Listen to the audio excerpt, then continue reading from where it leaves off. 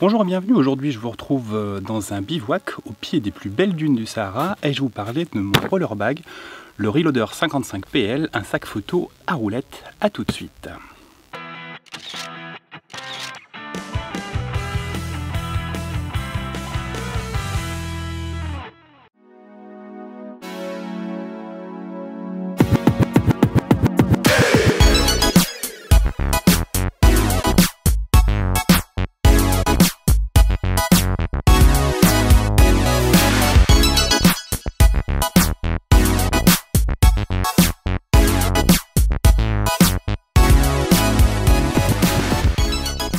Alors je sais ce que vous allez me dire, qu'est-ce qu'il fait en plein désert avec un sac à roulettes? Eh bien ça faisait un moment que j'en avais un peu marre de me traîner tout mon matériel photo sur l'épaule, alors j'ai demandé à Manfrotto de tester le roller bag, le Reloader 55 PL. Alors déjà je peux vous annoncer que je vais le garder parce que c'est exactement ce dont j'avais besoin. C'est un sac qui est utile si vous avez vraiment pas mal de matériel à transporter ou si vous voyagez. Autrement dit, ça concerne surtout les photographes experts ou en tout cas ceux qui ont pas mal de matériel ou du matériel assez lourd. Pour vous donner une idée, il peut emporter 3 boîtiers démontés avec 8 objectifs, 2 flashs, un ordinateur 17 pouces et une tablette 10 pouces. Donc ici, il y a la pochette pour mettre l'ordinateur ou la tablette. Un petit peu rembourré. Et là donc du coup j'ai toutes mes petites pochettes pour ranger mes petits stylos, mes petites affaires. Ici on peut ranger d'autres choses aussi. Au quotidien je mets mon matériel pro dedans pour le transporter et je laisse les pare-soleil sur mes objectifs. Ça me prend beaucoup plus de place, mais ça m'évite de mettre les capuchons d'objectifs et de les enlever en permanence. Et le fait de ne pas mettre les capuchons et de ne pas avoir à les enlever, ça me permet de gagner du temps. En général, quand je suis en configuration au studio, j'utilise donc un boîtier plein format avec un 24-70 de 8 qui est calé dessus en permanence, un 16-35 f4 et un 70-200 de 8 stabilisé. Donc ça présente quand même un certain volume. Et j'ai un boîtier de secours qui est un boîtier APS-C.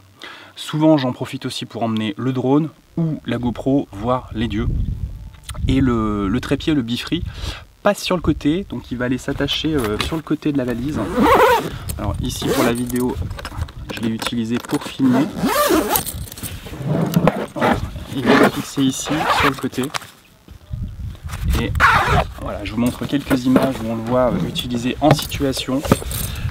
Je l'attache sur le côté et ça me permet de l'emmener un petit peu partout. Il ne dépasse pas du sac.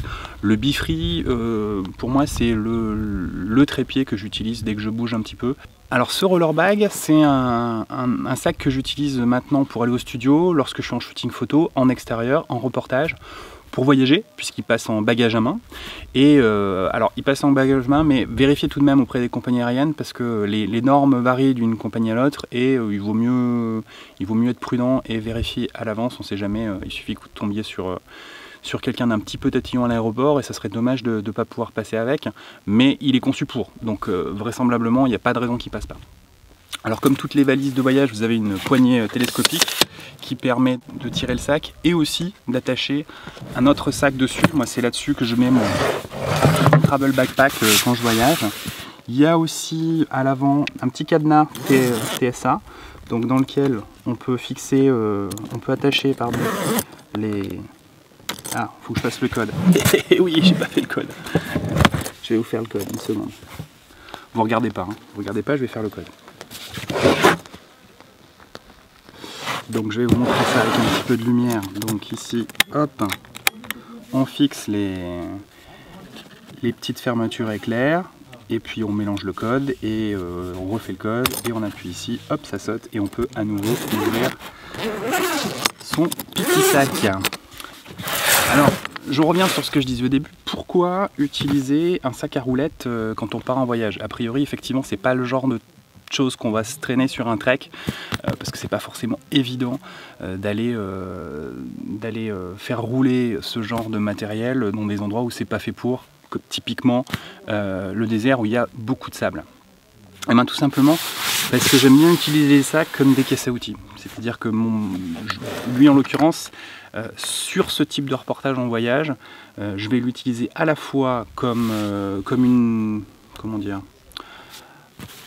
à la fois comme une valise et à la fois comme un sac photo. Il est vraiment un peu les deux. Pour moi, c'est mon bureau. C'est-à-dire que quand je l'ouvre, j'ai ma partie affaires perso et ma partie matériel photo. Et c'est un peu ma maison comme au studio. C'est-à-dire que je retombe un petit peu sur mes petites affaires, sur mon petit rangement, sur mes petites... Et ça me permet d'emmener du matériel que je n'emmènerais pas forcément uniquement dans mon petit sac. Parce que s'il fallait que je me le traîne toute la journée, ce serait un petit peu compliqué. Donc du coup, le roller bag, il est parfait pour moi pour le voyage, puisqu'il y a à la fois les avantages d'un sac photo et d'une valise de voyage. Du coup, même en plein désert, forcément, je ne vais pas faire rouler dans le sable, hein, mais je m'en sers comme d'une base logistique, que ce soit dans la chambre d'hôtel, au bivouac, sous la tente, ou même dans le 4x4, où il va pouvoir passer soit dans le coffre, soit sur le siège passager à l'arrière, et là aussi, je vais pouvoir accéder très rapidement à mes affaires. Alors c'est un sac qui est très sympa, qui est livré aussi avec une housse anti-pluie. Alors je vous cache pas que pour le Sahara, je me suis dit que c'était vraiment pas la peine. Et pourtant, il y a eu énormément de pluie, il y a eu des tempêtes, mais c'est très étonnant à vivre. En plein désert, de se retrouver au milieu du vent de sable et de la pluie, c'est assez étonnant. Je vous remercie de m'avoir suivi, je vous souhaite une bonne semaine, je vous dis à bientôt et bonne photo. Si vous souhaitez recevoir mes prochains cours de photo, abonnez-vous et activez la petite cloche de notification. Je publie une nouvelle vidéo chaque samedi.